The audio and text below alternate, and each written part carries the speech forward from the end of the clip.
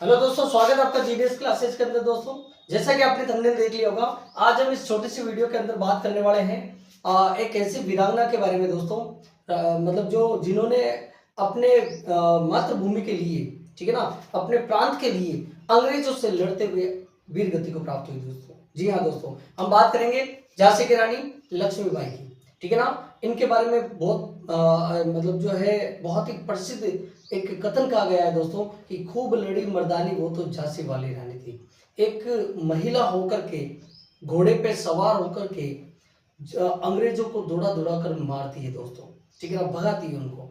तो ऐसे ही मतलब जो है इनके बारे में ढेर सारी बातें करेंगे दोस्तों।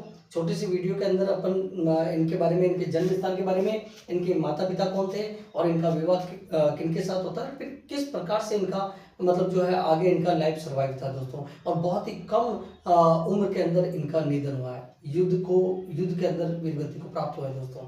तो जी हाँ दोस्तों, जो लोग चैनल पे नए हैं वो सबसे पहले चैनल को सब्सक्राइब करें और बेल आइकन प्रेस करें ताकि इस प्रकार के इंपॉर्टेंट वीडियो जो है आपको घर बैठे आपके मोबाइल स्क्रीन पे आपको मिल सके दोस्तों।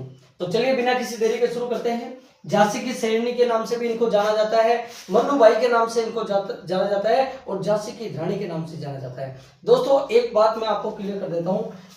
इतिहासकार ये बताते हैं कि वास्तविकता ये है कि झांसी कोई प्रांत था ही नहीं वैसे, ठीक है ना, क्योंकि अंग्रेज जब सिंधिया से संधि करते हैं, ठीक है ना, अंग्रेज जब सिंधिया से संधि करते हैं तो सिंधिया के ही एक प्रांत को वो जीत करके झांसी नाम दे देते हैं दोस्तों। तो अंग्रेजों की ही दी गई एक रियासत ये झांसी है और फिर झांसी की रानी कहलाई लक्ष्मीबाई, ठीक है ना। तो देखिए दोस्तों, झांसी की रानी, इनका जन्म स्थान की अगर बात करें, झांसी की रानी की जन्म स्थान की बात करें तो वाराणसी पड़ता है, ठीक है ना, यूपी के अंदर वाराणसी लोकेशन है जो पड़ती है उत्तर प्रदेश के अंदर। वाराणसी के अंदर इनका जन्म हुआ है और 19 नवंबर 1828 को इनका क्या हुआ है, जन्म हुआ है दोस्तों। पिता जो थे इनके मोरपंथ तांबे थे दोस्तों। झांसी की रानी लक्ष्मीबाई के पिता मोरोपंथ तांबे थे दोस्तों। और ऐसे मान्यता है कि मोरोपंथ तांबे ने अपनी बेटी को यानी कि झांसी की रानी लक्ष्मीबाई को, जिनको प्यार से मनु कहा जाता था दोस्तों, तो इनको शुरू से ही, बचपन से ही मार्शल आर्ट सिखाई थी दोस्तों, ठीक है ना। मार्शल आर्ट एक मतलब जो है लड़ने की एक टेक्निक होती है दोस्तों, ठीक है ना। तो मार्शल आर्ट की ये में बहुत निपुण थे लक्ष्मीबाई, ठीक है ना। माता जो थी इनकी, उनका नाम था भागीरथी बाई। माता का नाम क्या था, भागीरथी बाई। और लक्ष्मीबाई का जो गुरु थे, इनके जो गुरु थे झांसी की रानी के, लक्ष्मीबाई के गुरु थे, उनका नाम था तात्या टोपे दोस्तों, ठीक है ना। तो देखो, विवाह इनका होता है झांसी के राजा गंगाधर राव के साथ, इनका विवाह होता है, गंगाधर राव के साथ इनका विवाह होता है। बचपन का नाम क्या है इनका, मनु है। एक ऐसी वीरांगना दोस्तों जिन्होंने अपनी मातृभूमि की रक्षार्थ के लिए, अपनी प्रजा के रक्षार्थ के लिए इन्होंने क्या किया, अंग्रेजों से युद्ध किया। एक ऐसी महिला जिसने अपने एक गोदी पुत्र को गोद लेकर के, छोटे से बालक को गोद लेकर के, जब उसकी देखभाल करने वाला कोई नहीं था तो उस बच्चे को इन्होंने अपनी पीठ पे बांधा और युद्ध के लिए उतर गए दोस्तों। घोड़े पे सवार होकर, दोनों हाथों में तलवारें लेकर के अंग्रेजी सेना को मतलब जो है एक बार तो डरा ही दिया था कि यार क्या होने वाला है दोस्तों। हालांकि ये अपना दुर्भाग्य है कि मतलब जो है अपना देश आजाद हुआ था 1947 को, लेकिन 1857 के संग्राम के अंदर ये युद्ध करते हैं और अंग्रेजों से घमासान युद्ध के दौरान 1858 के अंदर यानी कि 18 जून 1858 को इनका दुर्भाग्य से क्या हो जाता है, निधन हो जाता है।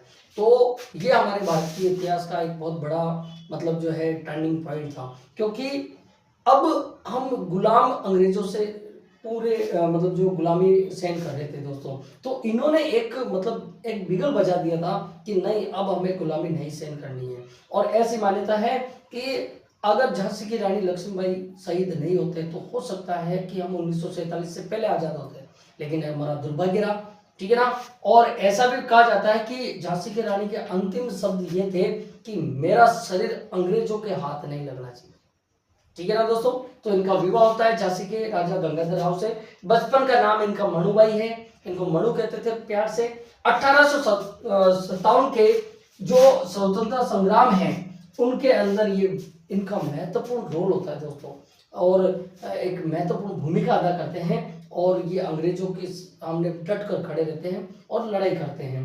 अब दुर्भाग्य से इनका निधन हो जाता है 18 जून 1858 के अंदर। अंग्रेजों से लड़ते हुए ये अपनी मातृभूमि की रक्षा के लिए अपना सर्वोच्च बलिदान कर देते हैं दोस्तों, शहीद हो जाते हैं।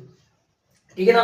अब इनके शहीद होने की जो जगह है उनके लिए पब्लिकेशन, अलग अलग पब्लिकेशन में अलग अलग जगह दे रखी है दोस्तों, तो आप ये ध्यान रहे, एक तो कालपी भी याद रखे आप, और एक ग्वालियर भी याद रखे दोस्तों, ग्वालियर। ठीक है ना, ग्वालियर ये भी याद रखे एमपी के अंदर। ठीक है ना।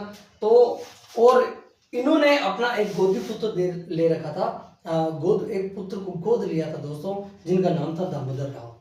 तो दोस्तों इस छोटे से वीडियो के अंदर वापस रिपीट कर देता हूँ, झांसी की शेरनी के नाम से किनको जाना जाता था? झांसी की रानी लक्ष्मीबाई को जाना जाता था। लक्ष्मीबाई एक ऐसी वीरांगना जिन्होंने अपने मातृभूमि की रक्षा के लिए सर्वोच्च बलिदान कर दिया दोस्तों। ठीक है ना। और अंग्रेजों के सामने कभी भी इन्होंने मतलब जो नतमस्तक होने नहीं दिया, जीते जीतो ये नतमस्तक नहीं हुए दोस्तों।